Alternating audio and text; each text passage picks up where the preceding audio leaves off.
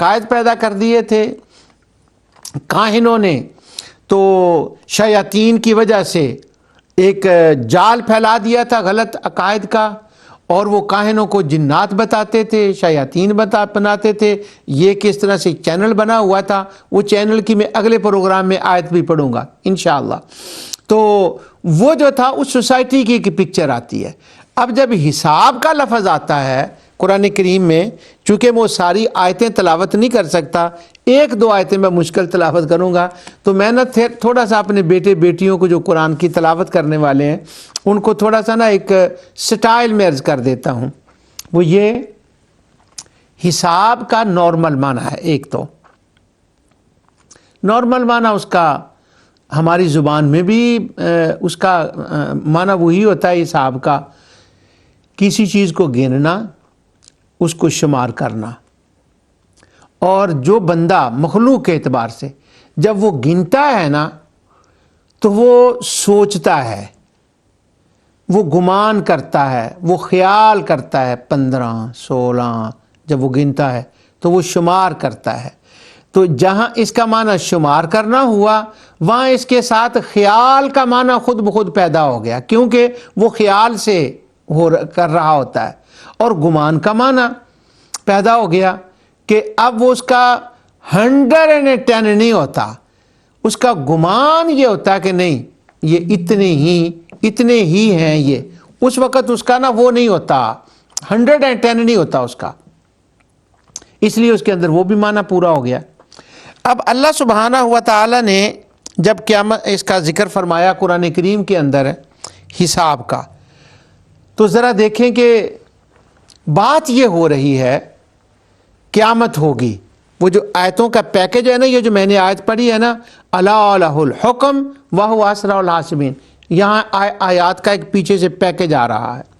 Package کے اندر یہ ہے قیامت قائم ہوگی، اللہ لائے گا، اور اس سے پہلے الفاظ ہیں وہو القاہر، وہو القاہر، وہو القاہر فوق عبادہ، اس کے اندر قوت اور طاقت ہے، اس کی سلطنت ہے، اس کا غلبہ ہے، وہ لائے گا۔ پیچھے سے سورت کو پڑھتے آئیں تو وہ پیکج کی صورت میں آ رہی ہے اپنے بندوں کے اوپر۔ کیوں؟ اس نے بندوں کو پیدا کیا، چیزیں دی ہیں، اس نے حساب لینا۔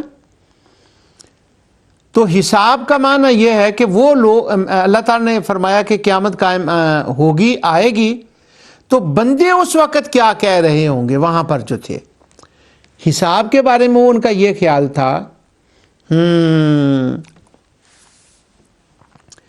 کہ ایک ایک بندے کا حساب کہ اس نے کیا کیا ہے،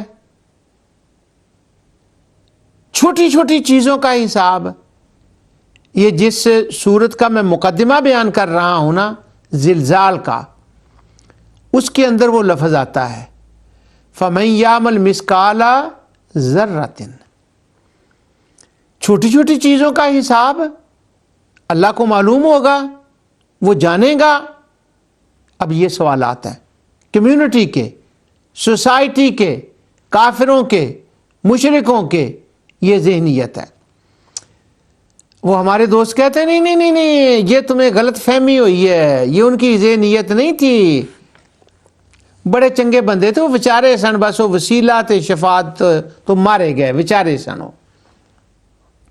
خیر ان کا تو خیال اپنا رہا، میں تو اس لیے قرآن کا ترجمہ آپ کو پڑھ کے سنا رہا ہوں۔ وہ ایک خیال ہے، وہ ایک گمان ہے، پر یہ قرآن ہے۔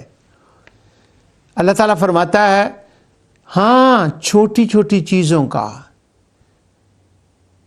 اب وہ سورہ لقمان میں دیکھیں، انبیاء میں دیکھیں، حبہ، خردل، کیا کیا الفاظ آئے ہیں، ذرہ، کیونکہ یہ ان کا جو مینٹل النس کے چھوٹے چھوٹے جراثیم تھے نا، غلط عقیدے کے، یہ ان کے لیے ایک ایک انجیکشن تھا، ان کے لیے ایک ایک انجیکشن تھا اس کی پیورٹی کے لیے، اس لیے یہ الفاظ آئے ہیں قرآن کے۔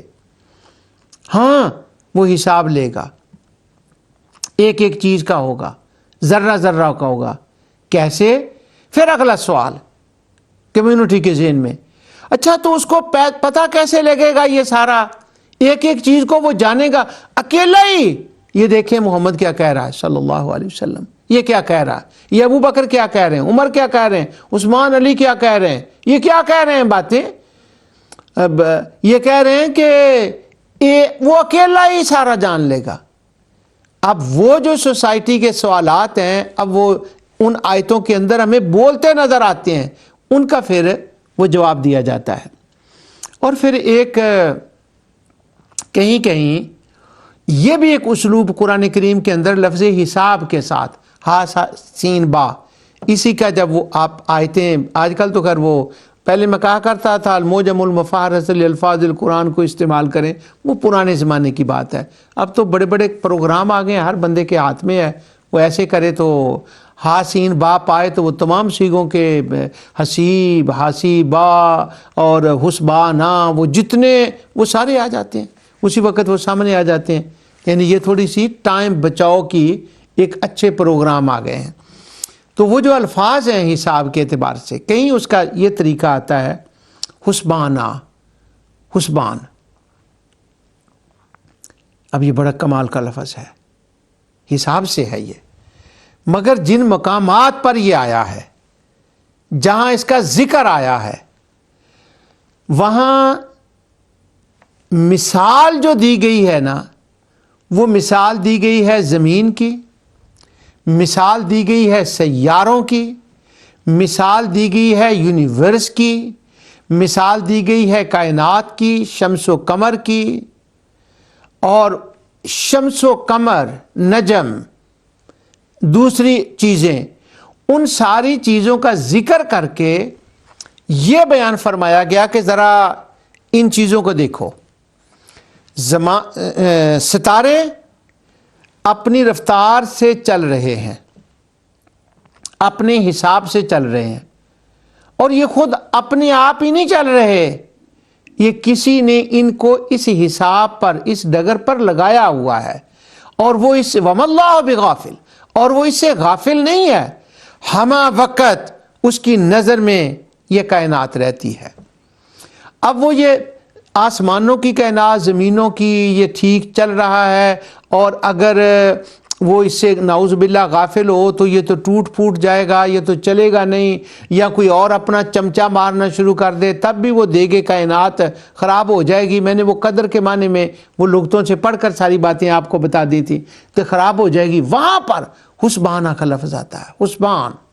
وہاں پر وہ لفظ آتا ہے کہ غور و فکر کرو، اگر یہاں پر یہ حساب ایسے ہے اور یہ میں چلا رہا ہوں، جان رہا ہوں، اور یہاں پر کبھی غلطی نہیں ہوتی اور سیٹ اپ سارا چل رہا ہے، جب میں یہاں یہ کر سکتا ہوں اور کر کے دکھا رہا ہوں تو پروف کر رہا ہوں، تو عالم غیب میں میرے حبیب کے کہنے پر تم اس بات پر، اللہ کی اس قدرت پر ایمان کیوں نہیں لاتے کہ ہاں وہ قیامت قائم کرے گا، اور جیسے یہاں اس نے ہر چیز کو حساب میں، گنتی میں، شمار میں ایک ایک چیز کو رکھا ہوا ہے، وہ وہاں پر یہ جا کر بھول نہیں جائے گا، اور وہ بھولتا نہیں ہے.